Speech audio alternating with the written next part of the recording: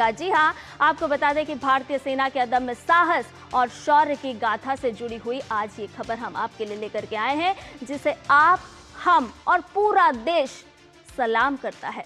आज बात ऑपरेशन सिंदूर की, जिसको 1 साल पूरा हो गया, लेकिन हम सभी को याद है कि वो 23 मिनट जिसने पाकिस्तान को घुटनों पर ला दिया और दिया ऐसा जवाब कि आतंकी ठिकानों को कर दिया पूरी तरह से बर्बाद। संदेश था साफ, सिंदूर का बदला सिंदूर से।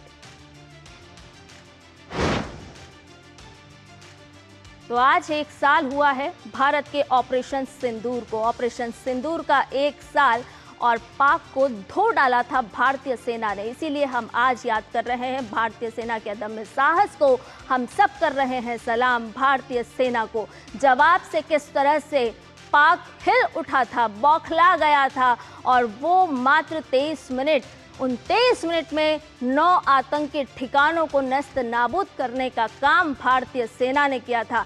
2025 की 6 और 7 मई की वो दरमियानी रात जब टूटा था कहर, हुआ था ऑपरेशन सिंदूर। पाकिस्तान को किसी भी तरह का अंदाजा नहीं था और भारत ने वो कर दिखाया जिसका अंदाजा भी पाकिस्तान नहीं कर सका। भारतीय सेना ने अपने आधिकारिक एक्स हैंडल पर ऑपरेशन सिंदूर को समर्पित एक वीडियो भी जारी किया है। आइए वो वीडियो देखते हैं। India will identify, track and punish every terrorist and their backers.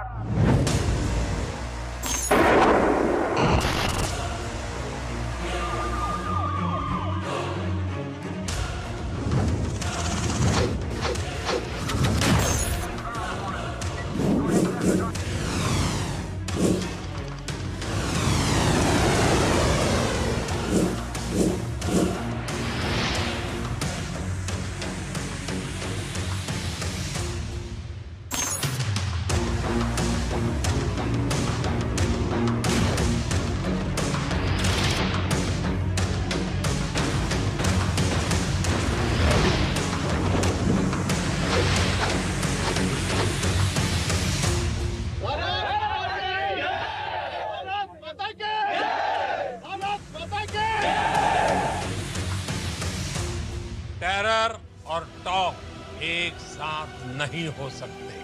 Terror और ट्रेड एक साथ नहीं चल सकते और पानी और खून भी एक साथ नहीं बह सकता।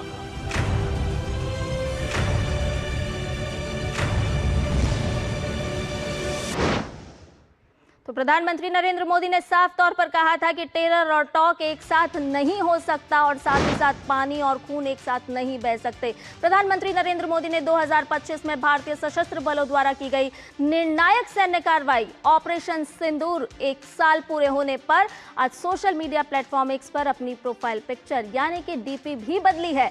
प्रधानमंत्री नरेंद्र मोदी की नई डिस्प्ले पिक्चर में भारतीय तिरंगे के साथ ऑपरेशन सिंदूर का आधिकारिक लोगो प्रमुखता के साथ दिखाया गया है। तो प्रधानमंत्री नरेंद्र मोदी ने इसके साथ साथ एक्स पर एक पोस्ट भी किया है। प्रधानमंत्री ने एक्स पोस्ट में लिखा है कि 1 साल पहले हमारी सेनाओं ने ऑपरेशन सिंदूर के दौरान बेमिसाल साहस, सटीकता और पक्का इरादा दिखाया। पहलगाम में निर्दोष भारतीयों पर हमला करने की हिमाकत करने वालों को भारतीय सेना ने मुंहतोड़ जवाब दिया। पूरा देश हमारी सेनाओं की बहादुरी को सलाम करता है। ऑपरेशन सिंदूर आतंकवाद के खिलाफ भारत की दृढ़ प्रतिक्रिया और राष्ट्रीय सुरक्षा के प्रति प्रतिबद्धता को भी दर्शाता है। ऑपरेशन सिंदूर ने सशस्त्र बलों के पेशेवर रवैये, तैयारी और समन्वित शक्ति को भी उजागर किया और साथ ही इसने हमारी सेनाओं के बीच बढ़ती एकता को भी दिखाया और इस बात पर जोर दिया कि रक्षा क्षेत्र में आत्मनिर्भर बनने की भारत की कोशिश ने हमारे देश की सुरक्षा को कितनी ताकत दी है। आज 1 साल बाद भी हम आतंकवाद को हराने और उसे पोषित करने वाले तंत्र को नष्ट करने के अपने संकल्प पर अडिग हैं। तो आपने देखा कि प्रधानमंत्री नरेंद्र मोदी ने आज एक एक्स पर पोस्ट भी किया है और इसके साथ साथ हमारे साथ विशाल बेरिस्टो हमारे सहयोगी संवाददाता जुड़ गए हैं। ताज़ा बात करते हैं उनसे। विशाल, आज 1 साल पूरा हुआ ऑपरेशन सिंदूर को, लेकिन संदेश सदियों तक का दे डाला इस ऑपरेशन सिंदूर ने कि अगर हिमाकत की भारत की तरफ देखने की आतंक के सरपरस्तों की, तो फिर अंजाम यही होगा जो ऑपरेशन सिंदूर के दौरान दिया।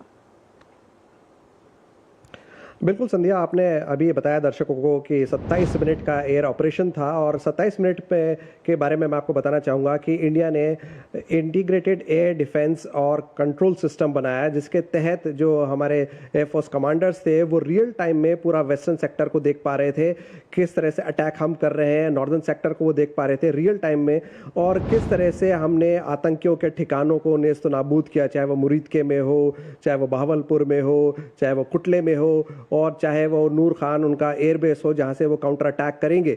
और ये जो अटैक था वो 72 घंटे तक चला और 72 घंटे के अंदर ही पाकिस्तान के डीजीएमओ ने हमारे डीजीएमओ से बात करी फोन पर, और उन्होंने गुहार लगाई कि इस अटैक को रोक दिया जाए, लड़ाई को रोक दिया जाए। पाकिस्तान अक्सर धमकी देता रहता था कि हम एक न्यूक्लियर पावर है और कभी भी हम न्यूक्लियर बम का इस्तेमाल कर सकते हैं, लेकिन इंडिया की डिसाइसिव लीडरशिप ने प्रधानमंत्री नरेंद्र मोदी के नेतृत्व में एक बार बता दिया कि किस तरह से इंडिया किसी भी धमकी से डरने वाला नहीं है, क्योंकि इंडिया खुद एक न्यूक्लियर पावर है और हम अटैक करेंगे, घर में घुसकर मारेंगे। और मैं आपको ये भी बता दूं, ये पूरा ऑपरेशन जब हुआ उसकी जो ना सिर्फ निगरानी कर रहे थे बल्कि उसको लीड कर रहे थे प्रधानमंत्री नरेंद्र मोदी, और तीनों सेनाओं के चीफ थे उसके अंदर, और हमारे नेशनल सिक्योरिटी एडवाइजर। तो ये तमाम जो अटैक हुआ 72 घंटों का, वो एक प्लानिंग थी जिसके अंदर हमारी ट्राई सर्विसेज ने मिलकर अटैक किया और एक निर्णायक हमला किया।